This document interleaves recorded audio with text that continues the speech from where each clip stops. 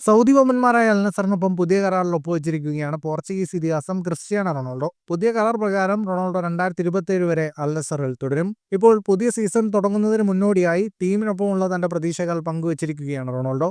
കഴിഞ്ഞ സീസണിലെ പ്രകടനത്തിൽ ഞങ്ങൾ സന്തുഷ്ടരല്ല. ഞാൻ ഈ പ്രൊജക്റ്റിൽ വിശ്വസിക്കുന്നു. ഞാൻ അൽ നസറിൽ വിശ്വസിക്കുന്നു. താൻ തങ്ങളുടെ ആരാധകരിൽ വിശ്വസിക്കുന്നുവെന്നും റൊണാൾഡോ പറഞ്ഞു. ഇതേസമയം റൊണാൾഡോ തന്റെ സോഷ്യൽ മീഡിയയിൽ കുറച്ച് ദിവസങ്ങൾക്ക് മുമ്പ് ഈ അധ്യായം ഇവിടെ അവസാനിച്ചുവെന്നാണ് കുറിച്ചത്.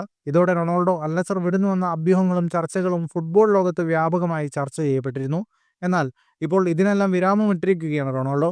2023 റൊണാൾഡോ അൽ നസറിലെത്തുന്നത്. റൊണാൾഡോയുടെ വരവോടെ സൗദി ലീഗിൽ വലിയ മാറ്റങ്ങളാണ് സംഭവിച്ചിട്ടുള്ളത്. റൊണാൾഡോയുടെ കടന്നുവരവോടെ സൗദി ഫുട്ബോളിന് ലോക ഫുട്ബോളിൽ കൃത്യമായൊരു മേൽവിലാസം സൃഷ്ടിച്ചെടുക്കാൻ സാധിച്ചിരുന്നു. ഇതിനോടകം തന്നെ അൽ നസറിന് വേണ്ടി 99 ഗോളുകളാണ് താരം നേടിയിട്ടുള്ളത്.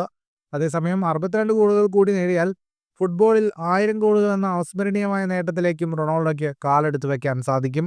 ഫുട്ബോൾ ലോകത്തെ കൂടുതൽ വാർത്തകൾക്കും വിശേഷങ്ങൾക്കുമായി സ്പോർട്സ് കഫേ സബ്സ്ക്രൈബ് ചെയ്യുക.